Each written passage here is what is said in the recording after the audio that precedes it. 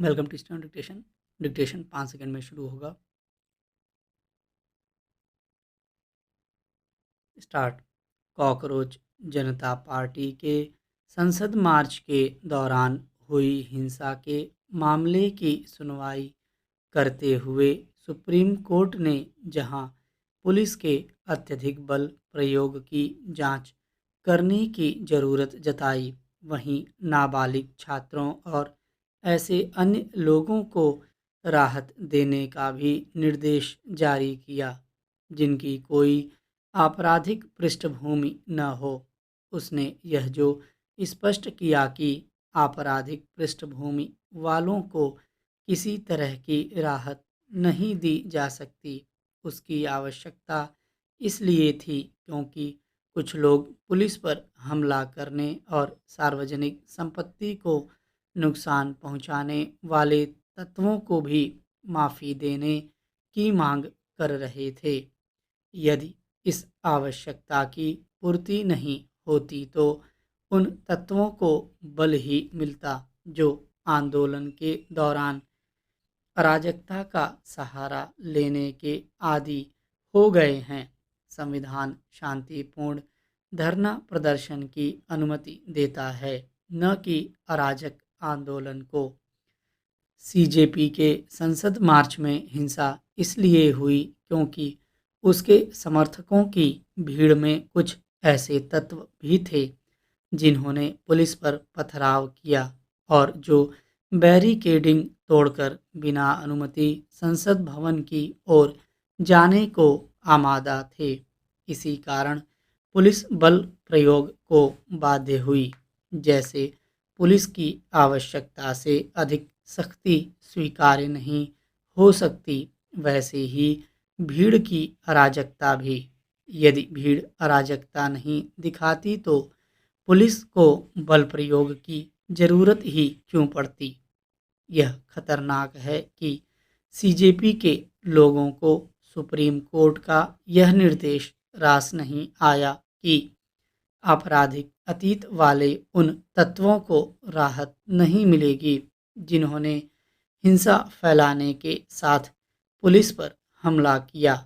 Supreme court के निर्देश पर उनकी आपत्ति उनके इस दावे की पोल खोलती है कि वे शांतिपूर्ण प्रदर्शन के पक्षधर हैं। आखिर कोई अराजक तत्वों का बचाव कर शांतिपूर्ण आंदोलन कैसे कर सकता है।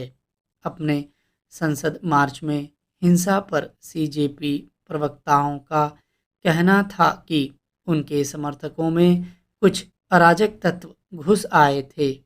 अब यदि इन तत्वों को दंड का भागीदार बनाने की बात हो रही है तो सीजेपी को कष्ट क्यों हो रहा है। क्या वे उनसे मिले हुए हैं? क्या वे इससे अनजान हैं कि प्रदर्शनकारियों के साथ बड़ी संख्या में पुलिसकर्मी भी घायल हुए हैं? आखिर ये पुलिसकर्मी कैसे चोटिल हो गए? सीजेपी के समर्थकों की भीड़ में अराजक तत्व भी शामिल थे। इसकी पुष्टि इससे होती है कि दिल्ली पुलिस ने फेस रिकॉग्निशन सिस्टम के जरिए यह पाया कि संसद मार्च के समय जंतर मंतर और आसपास 2873 ऐसे लोग थे जिनका पुराना आपराधिक रिकॉर्ड है। इनमें से 900 के करीब ऐसे हैं जिन पर हत्या, लूट और दुष्कर्म जैसे गंभीर आपराधिक मामले दर्ज हैं। ऐसे लोगों को राहत देने की मांग करना अराजकता का खुलकर समर्थन करना ही है। उनका रवैया कानून के शासन को चुनौती देने जैसा है। मंगलवार को हुई थोड़ी देर की वर्षा से ही दिल्ली वासियों को भारी जलभराव का सामना करना पड़ा। राजधानी की अधिकांश सड़कों पर पानी भर जाने से लोगों को भारी परेशानी हुई और कई स्थानों पर यातायात व्यवस्था चरमरा गई। लोग घंटों जाम में फंसे रहे। ऐसी स्थिति पहली बार उत्पन्न नहीं हुई है। प्रत्येक मानसून में ऐसा ही दृश्य देखने को मिलता है।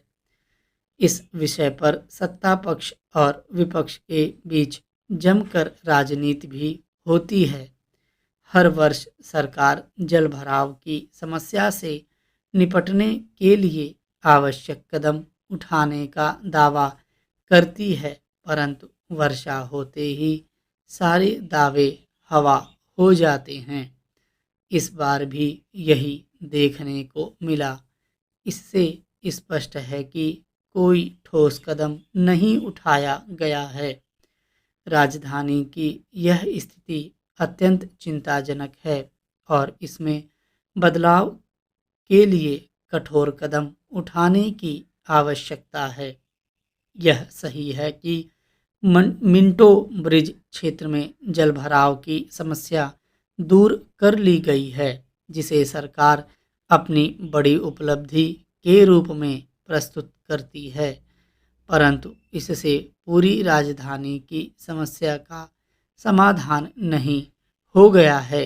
मिंटो ब्रिज पर भले ही पानी न भरा हो, लेकिन उससे सटे कनॉट प्लेस का आउटर सर्किल जलमग्न हो गया।